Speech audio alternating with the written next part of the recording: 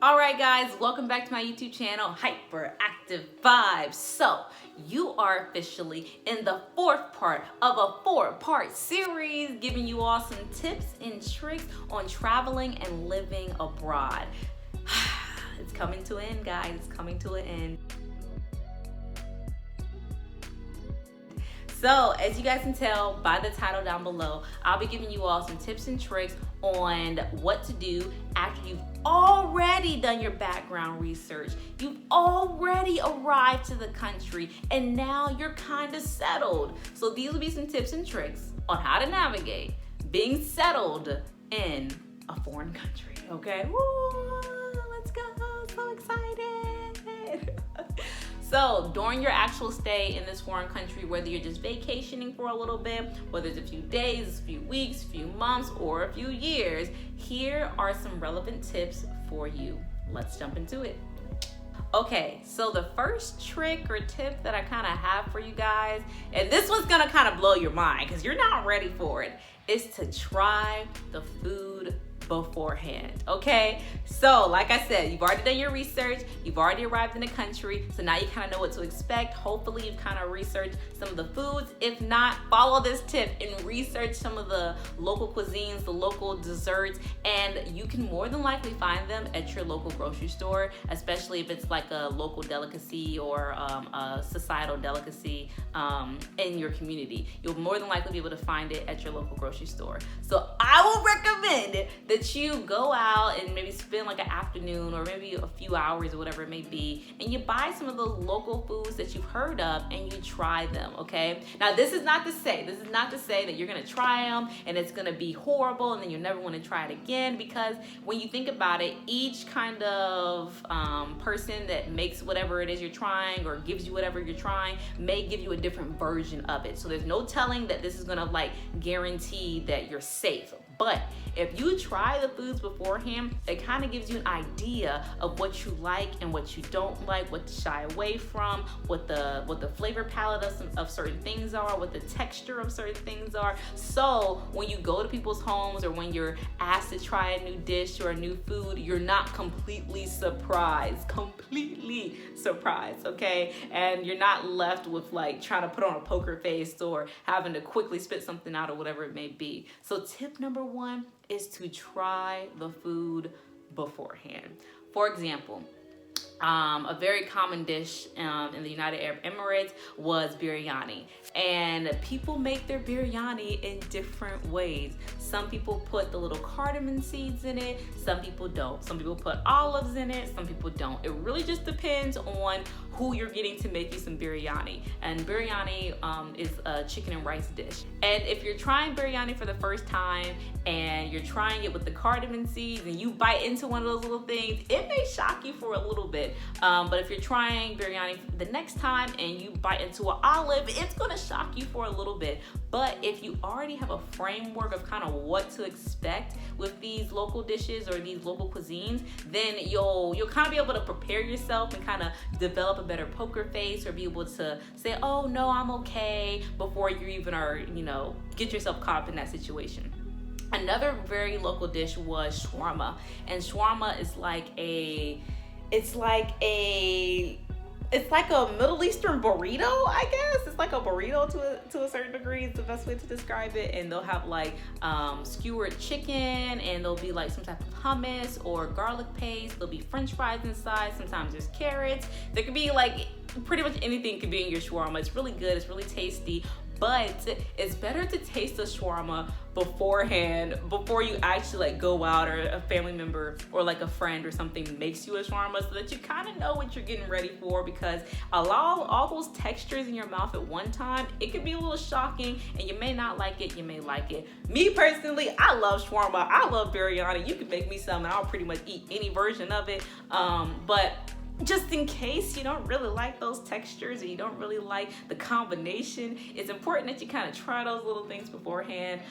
There's plenty of other dishes I can name that will kind of throw you off your rocker or take you for a little spin when you first try them. So I would personally recommend that you try some foods before you actually are invited to try some foods and you're not left like with a stunned face, like what the heck is in my mouth. So yeah, that's tip number 1, is to try foods beforehand. Tip number 2 is to enjoy the holidays. So for example, if you are moving to a country or traveling to a country where the dominant religion is Hindu, then you may be celebrating Holi. That's gonna be a really big celebration that's there, and it can be so much fun to get involved with this type of holiday. And Holi is a holiday where basically for like, if you don't know what Holi is, you're basically just throwing paint at each other, and it's like a celebration of like happiness and life. And it kind of marks the coming of spring. So it can be really fun. It can be really a really festive time. Also another holiday would be like, I guess, celebrating the Independence Day of a country. So for example, the Independence Day of the United Arab Emirates, it was crazy. Months beforehand, they're putting up their lights and you're getting ready. And one of the traditions that they had was they would shut down one of the highways. This was before, but they would shut down one of the highways, like a back highway, back road, and people would go down that road and they would spray silly string at each other. It was an amazing time. So it's one of those things where like once you're able to experience a traditional holiday of a different community, it's gonna like expose you to so much, and you'll have so much fun, and you'll be able to interact and meet new people. And I know on that night alone, we met so many people. I went with my mom, I went with a neighbor and my family members, and we were able to have so much fun. And it kind of gives you a different viewpoint of the community that you're now in, of the place that you're now traveling from, and you're able to walk away with some amazing experiences, some amazing stories. Personally, I started celebrating Ramadan once I got enrolled in school and kind of learned more about the holiday itself and why it's celebrated. And I can make a whole nother video on my experience with celebrating Ramadan and like actually partaking in the practices and the traditions that come with kind of respecting the holiday itself. So yeah, I mean, I can make a whole different video on that, but I personally like have adapted that into like my lifestyle in a sense. And I think it's just really important for you to, you know, kind of celebrate the holidays that you're surrounded by, that you have the opportunity to experience to the fullest degree. So yeah. So now the third tip is to keep your safety in the forefront of your mind. So more than likely, you're in a different country, you may be by yourself, maybe a single female or a single male. Regardless, it's very important that you kind of maintain your safety. And if you haven't already done the tips I mentioned in part 3, which I'll link up above, then make sure you do those, which is to find a community or to create a community. These are also safety measures that you can take to ensure that when you're gaining these new experiences, that you are also keeping your safety at the forefront of your mind, and you're making sure that you can make it back home, or you can make it to see your family and friends, and you know, just kind of have a very enjoyable experience. So for example, whether it's you figuring out what is the best and safest route for you to get to work or for you to travel somewhere, whether it's you figuring out how you should navigate walking at night, whether you're going out for whatever it may be, for whatever event you may be going to,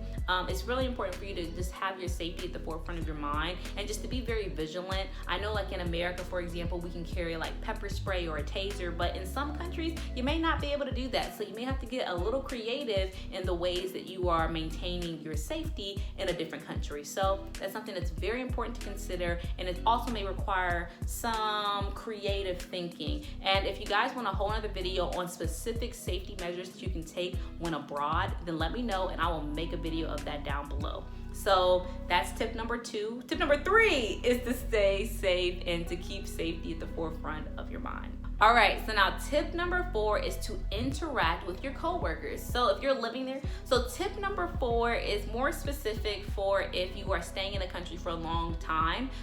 So whether it's with your hostel family or your school members, your peers, or with your coworkers, it's important for you to kind of interact with them and now to form those bonds, because at this point, you've already done your research beforehand, you've already arrived to the country, and now you're here and you're in the community and you're you're operating and you're now living your life. So it's very important that you interact with the people who are closest to you. In the third part, which I'll list up above, I did mention that it's important for you to put your best foot forward and for you to mingle with the locals. But this one is more specific because I'm telling you to interact with the peers and the people who are closest to you, the people who you work with on a day-to-day basis.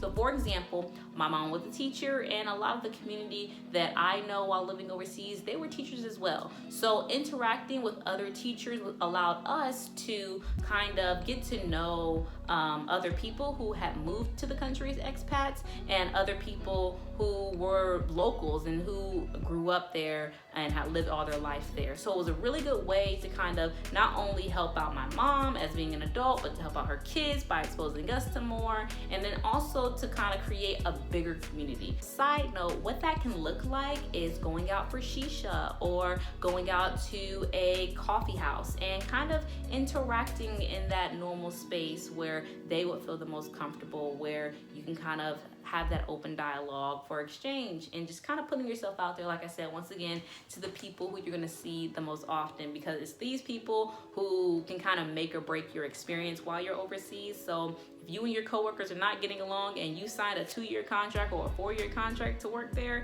that could be a mess.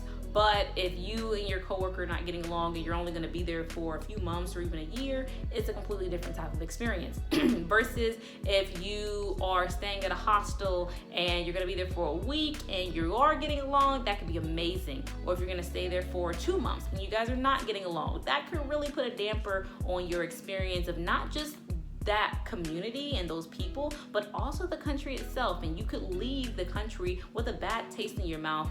Tip number 5. People forget this tip. People forget this tip. They forget this tip because it's so important. It's so important, but it goes right over people's head.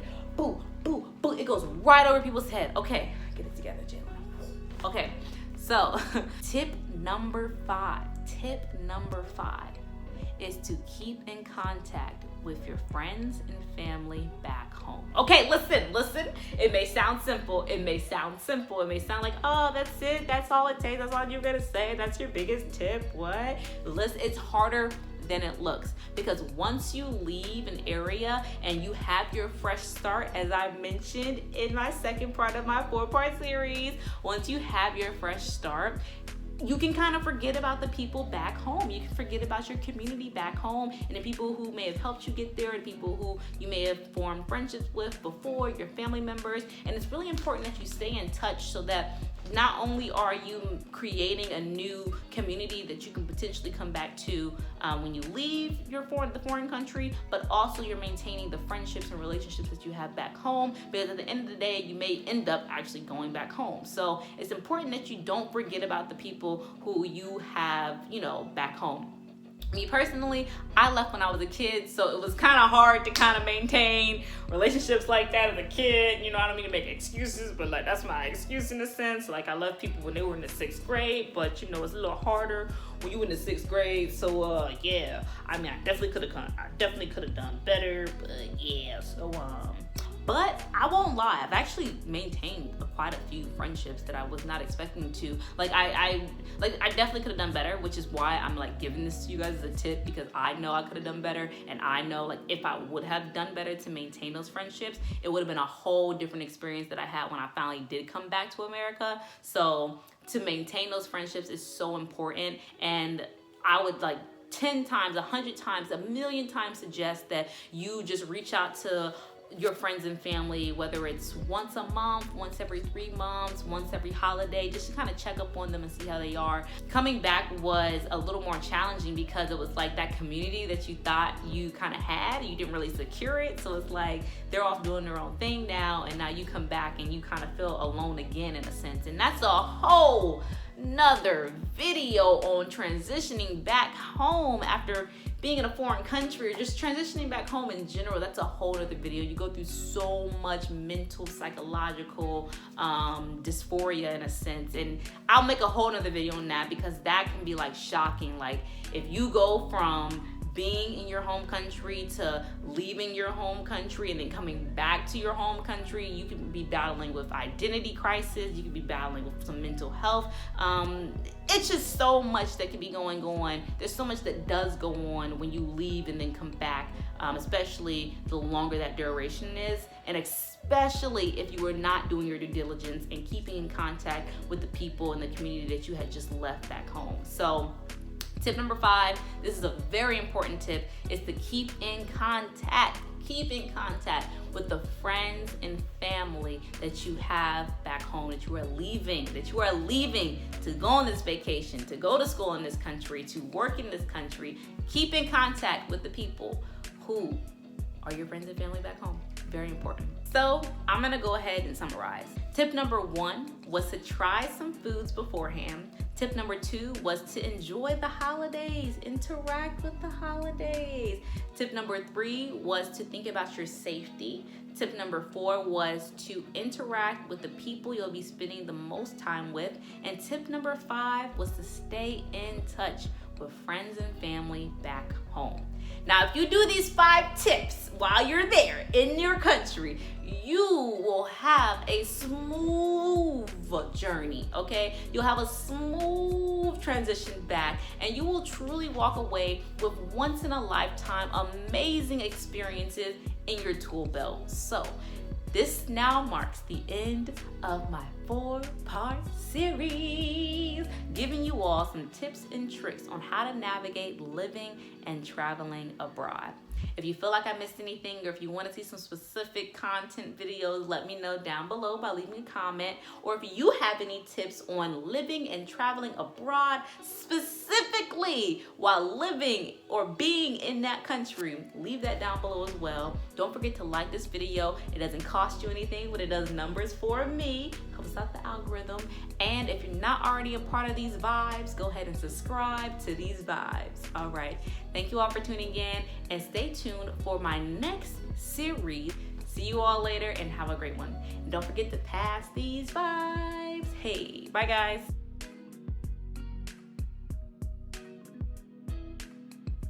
Are you